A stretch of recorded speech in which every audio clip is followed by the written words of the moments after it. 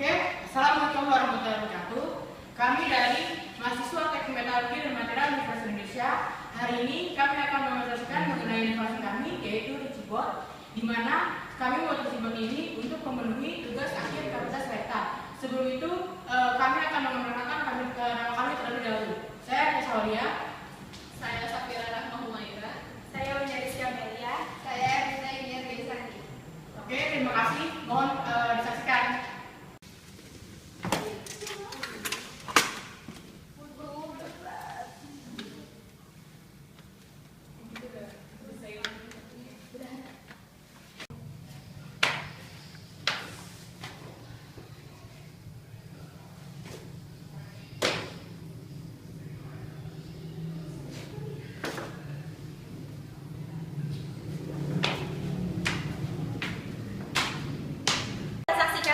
Dua video, yang pertama video orang yang menggunakan koper dan yang kedua orang yang menggunakan tas dan membawa tas jenjing. Kenapa sih kita pakai video itu? Karena kita di sini mengambil tema koper pintar. Di sini kita menamakan Richibot. Apa sih Richibot? Richibot itu merupakan koper pintar, di mana kopernya bakalan bisa jalan sendiri tanpa kita perlu harus menarik ataupun mendorongnya atau menggendong ataupun menjinjingnya. Jadi itu bakalan menghemat tenaga juga dan gak bakalan bikin kita sakit tangan atau sakit punggung ataupun sakit pinggang.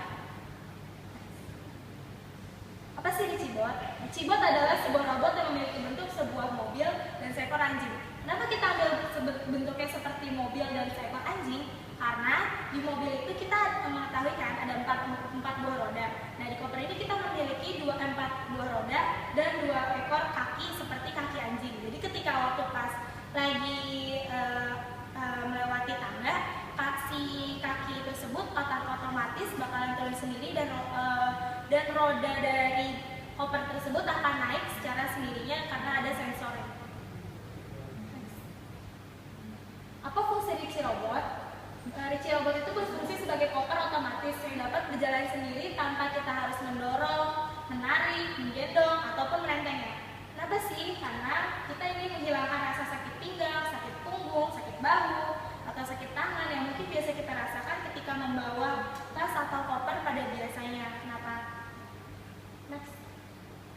Bagaimana desain Richirobot? Richirobot ini terdiri dari 2 buah benda, yaitu pertama gelang yang diletakkan pada di kaki, dan yang kedua itu kopernya sendiri. Kenapa kita menggunakan si gelang itu? Jadi ketika kita berjalan, si kopernya itu bakalan ngikutin kemana sensor yang ada di kaki kita. Selanjutnya akan dilanjutkan oleh Richa Syahwalia.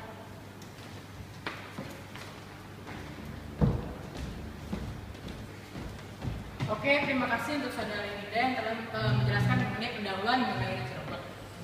Di sini saya akan menjelaskan mengenai desain Richirobot. Richirobot tersebut terdapat 2 buah produk, yaitu Richirobotnya dan gelangnya.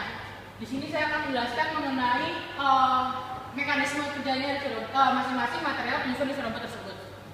Chip dan kamera. Chip dan kamera di sini berfungsi untuk mengenali pengguna Richirobot tersebut dan agar Richirobot tersebut dapat mengikuti track di mana pengguna tersebut berjalan.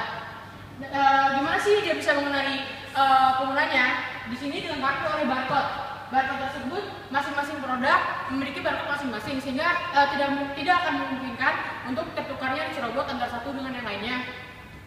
Kaki di sini ketika kita berjalan mengenai tangga atau jalan mengenai bidang miring, biasanya Richirobot menggunakan kaki karena jika menggunakan roda, Richirobot tersebut akan lebih sulit berjalan. Roda di sini berfungsi ketika media jalannya adalah media datar. Gembok di sini berfungsi agar barang-barang yang kita taruh pada Richirobot tersebut tidaklah hilang, tidaklah dicuri, dan gembok tersebut hanya bisa dibuka oleh yang memiliki Richirobot tersebut. Setelah itu saya akan menjelaskan mengenai gelang Richirobot. Gelang Richirobot tersebut terdapat transmitter. Transmitter ini akan mengirimkan sinyal perintah dari pengguna menuju ke receiver yang ada pada Richirobot. Yang channel 1 dan channel 2. Channel 1 ini berfungsi ketika kita akan menggunakan roda Richirobot. Channel 2 berfungsi ketika akan kita menggunakan kakinya pada Richirobot. Dan barcode yang sudah saya sebutkan pada tadi. Next, material apa saja sih yang dibutuhkan untuk membuat RC robot? Pada RC robot kita membutuhkan 82 DC motor. Kenapa sih kita mau menggunakan DC motor? DC motor tersebut dapat bergerak 360 derajat dibandingkan tipe-tipe motor lain, sehingga memudahkan kelurusan bergerak pada kaki dan pada ban RC robot. Yang kedua, sumber baterai RC robot dan sumber energi. Kita membutuhkan baterai. Yang kita gunakan adalah baterai Li-ion. Baterai Li-ion itu termasuk yang bisa rechargeable, karena kita tidak usah megonta-ganti baterai ketika RC robot tersebut habis baterainya. Dan casing untuk bodi dan kaki RC robot. Casing. Di sini kita menggunakan casing bisa berupa aluminium atau polimer. Mengapa sih kita butuh aluminium dan polimer? Karena aluminium dan polimer termasuk yang enteng, sehingga memudahkan RC robot dalam bergerak, baik bergerak lurus maupun bergerak dalam bidang yang menanjak. Spring dan gearbox. Spring dan gearbox tersebut digunakan dan dipakai pada kakinya RC robot, di mana spring dan gearbox tersebut untuk memudahkan kakinya RC robot untuk bergerak dan agar spring box tersebut bisa bergerak lebih luas. Dan wheels atau roda tersebut digunakan ketika berjalan datar. Transmitter dan receiver yang sudah saya sebutkan tadi, transmitter untuk mengirimkan perintah, sedangkan receiver untuk menerima perintahnya. Chip dan kamera serta barcode digunakan untuk RC robot mengenali track jalannya pengguna RC robot tersebut. Lock digunakan untuk mengunci RC robot sehingga RC robot dapat digunakan hanya oleh pengguna RC robot tersebut. Tombol channel untuk mengontak-ganti alat apa yang akan digunakan untuk berjalan, atau roda atau kaki. Kabel di sini untuk menghubungkan semua material yang ada saat membuat RC robot. Next. Nah, bagaimana RC robot sudah bekerja? Sudah kita singgung tadi bahwa RC robot bekerja menggunakan dua media, yaitu media kaki dan media roda. Ketika pada jalan datar, kita akan menggunakan media roda karena roda tersebut akan berjalan secara otomatis dan mengikuti trek penggunanya.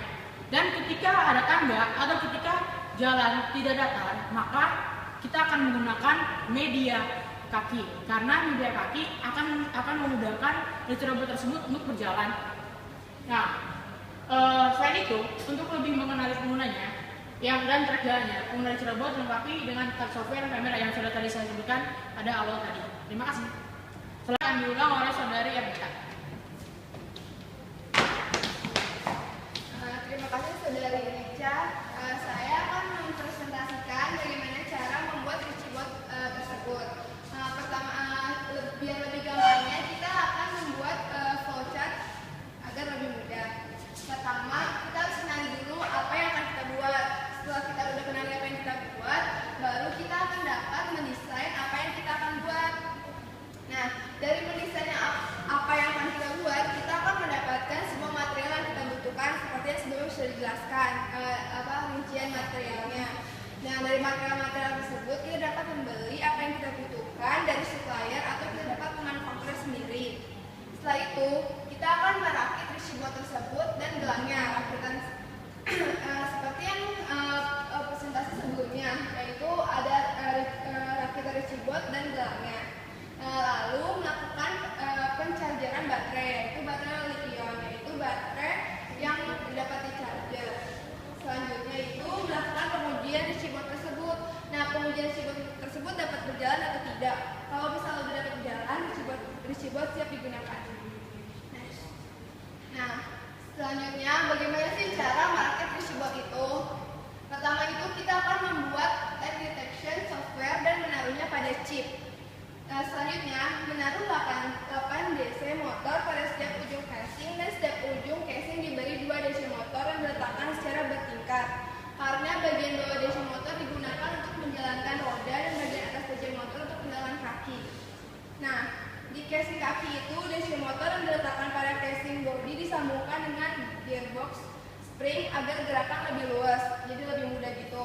Lalu selanjutnya untuk roda, DC motor hanya disambungkan dengan gearbox agar roda dapat berjalan. Next. Lalu, rekatkan pelekat antara reservoir, kamera, dan chip dan perekat yang lainnya pada baterai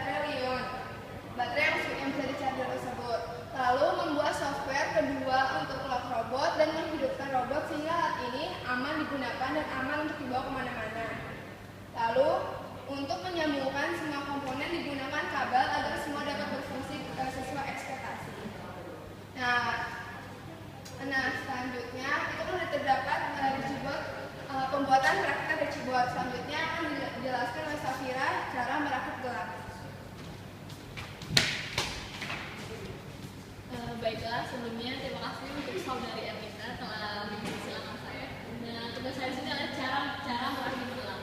Pertama, di sini kita sudah dijelaskan oleh saudari ya, kita menggunakan gelang yang berdasarkan yang terbuat dari polimer. Kenapa kita buat dari polimer? Pertama, karena dia enteng dan ringan, jadi tidak memberatkan si pengguna. Kemudian dua, dia relatif lebih murah dan prosesnya lebih mudah.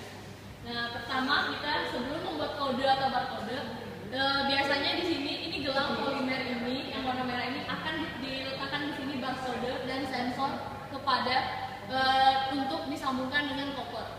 Kemudian agar Richibot mengenali penggunanya dan menggunakan Richibot mengikuti penggunanya dan pada gelang penggunanya serta menaruhnya pada gelang tersebut. Jadi saat kita dipasangkan dalam kaki di pergelangan kaki, biasanya gelang polimer ini akan dilebihkan 1 atau 2 cm untuk melegahkan kakinya agar tidak terlalu ketat, tidak mengganggu aliran darah.